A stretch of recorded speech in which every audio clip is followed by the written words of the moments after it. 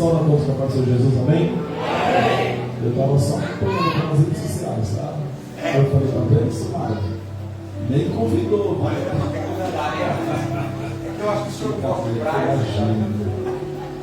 O pastor Fábio, ele é um amigo, né? Já rasguei muitas cenas aqui, não sabe. Aqui é uma igreja que eu tenho no meu coração, tá, irmãos? Não faço parte da membresia, mas eu acredito que eu faço parte da igreja como um todo, com os irmãos. É como se eu congregasse aqui. Às vezes eu acho que eu congrego mais aqui do que na minha própria igreja. Tenho um grande carinho pelos irmãos que aqui estão, pelos obreiros. Eu só sou que nem peixe, irmãos. Guardo muito pouco nome, mas o rosto, guardo o rosto de todos. Tenho um grande carinho, afeto para todos. Pastor Fábio, então, nem se compra. Serei bem sucinto. Estava ali, e aí o Senhor colocou uma palavra no meu coração, e vendo o pastor Fábio falar aqui, ainda mais ardeu meu coração. Provérbios 17, verso 17.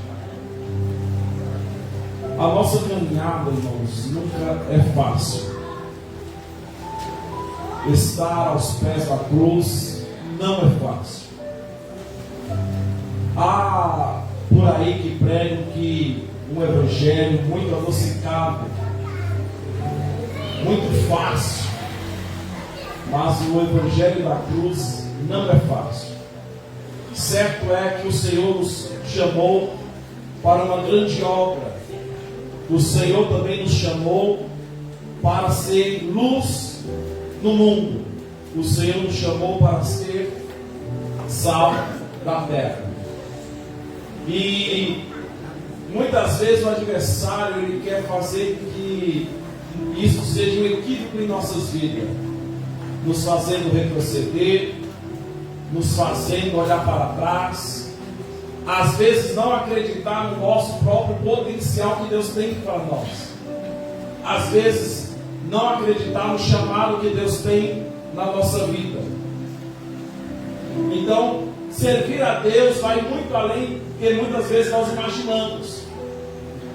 E eu meditando com o Senhor, e o Senhor me trouxe nesse versículo, Provérbios 17, 17, que diz assim, ó: em todo tempo ama o amigo, e na angústia nasce o irmão.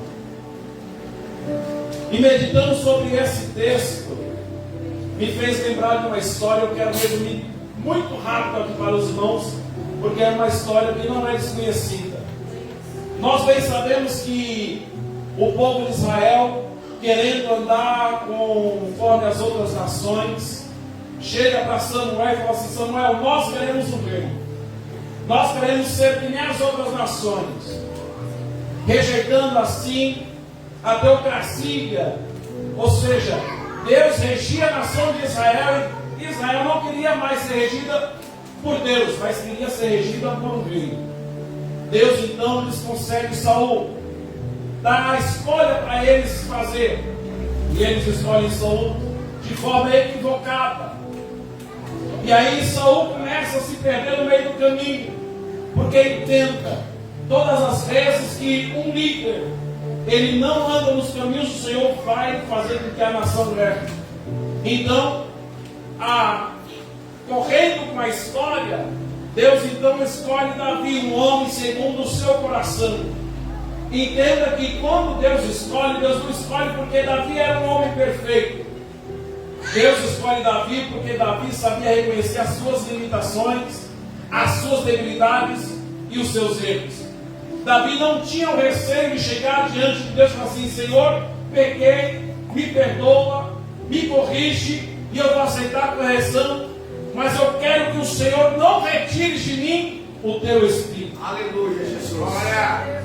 Então Davi sabia reconhecer, e os que estavam próximos de Davi também reconheciam que Davi era um homem de Deus. E a história vai nos dizer que um certo homem com nome Jonatas chega para Davi e reconhece o chamado de Deus na vida dele, e faz uma aliança com Davi, para que Davi nunca se esquecesse da sua família, que Davi nunca se esquecesse também daquele pacto. Olha o que o texto vai dizer: em todo tempo ama um amigo, e na angústia nasce um irmão. Quando nós olhamos para a história, Davi e Jonas, pareciam que eles eram irmãos de sangue, e a história vai correr. Nós vamos saber que Saul vai morrer em batalha, Davi vai assumir o trono, vai ser reconhecido tanto por Jerusalém como por Judá, e vai ser rei em Israel. Mas quando nós olhamos para a história da família de Jonas, em meio à guerra, um dos seus filhos sai fugitivo, aleijado, impossibilitado de guerrear. Eita Deus. Vai para uma cidade distante, uma cidade esquecida pelos homens, mas jamais esquecida por Deus. A história vai nos dizer que em um determinado momento, Davi estava no seu palácio e lembrou do seu amigo,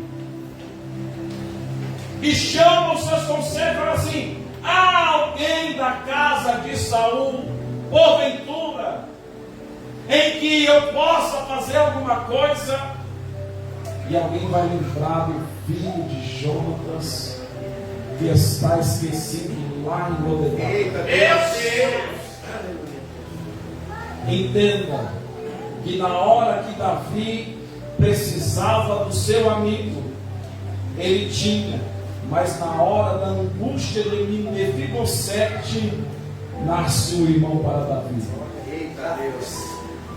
Pois quando Davi manda chamá-lo, ele achou que Davi ia fazer mal, por causa que ele era da família real. E Davi faz justamente, completamente ao contrário. Eu era amigo do seu pai. Seu pai fez muitas coisas por mim. Aleluia, Jesus. E nós temos uma aliança, e essa aliança eu vou cumprir com você. Eita glória. As terras que eram do seu avô, eu vou restituir para você. E a partir de hoje, você não vai mais jantar com os seus servos, não. Você vai partilhar da mesa que eu estiver comendo. Aonde eu estiver sentado, você vai estar sentado junto comigo. Aleluia. Porque Deus, Ele cumpre promessas. Aleluia, Jesus. Daquilo que eu apuro. Aleluia. Pastor, e na minha vida, Jesus, em determinado momento, eu já entrego, pastor. Ele chama os seus discípulos e fala assim: não vos mais chamarei servos, mas vos chamarei amigos. Texto de Provérbios, ele vai dizer justamente isso, não é? Em todo tempo ama o seu amigo, e na angústia nasce um irmão. Então eu quero parafrasear isso para conosco. O Senhor falou assim: não vos deixarei órfãos, enviarei o Consolador. Ame este Consolador em todo tempo, porque aonde você estiver percorrendo, Ele vai estar junto. Ele vai ser o seu amigo de todas as horas. Na hora que o seu pai não estiver vendo, na hora que a sua mãe não estiver vendo, na hora que o seu cônjuge não estiver vendo, na hora que o seu parceiro de caminhada não estiver vendo, em todo momento, em todo instante, o Espírito Santo vai andar com você, vai estar com você, Ele vai consolar você em todos os momentos. E na hora que você mais precisar, Ele vai ser mais que um irmão. A finalidade do irmão é partilhar da mesma carne, é partilhar das mesmas angústias, é partilhar do mesmo sonho. Deixa eu falar, quando se fala amigo, Quer dizer que muitas vezes o seu irmão de sangue não vai compreender, mas aquele que está lado a lado com você em todos os instantes, ele vai te compreender de todas as formas. E para finalizar, como? Tem um texto que diz assim, que o Espírito Santo, este mesmo, que habita dentro de mim, dentro de você, e que está conosco em todos os momentos, em todos os lugares.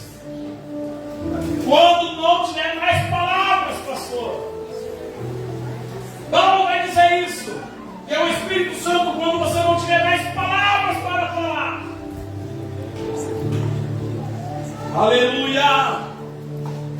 Porque às vezes na nossa angústia nos faltam palavras para elevar e levar ao Pai.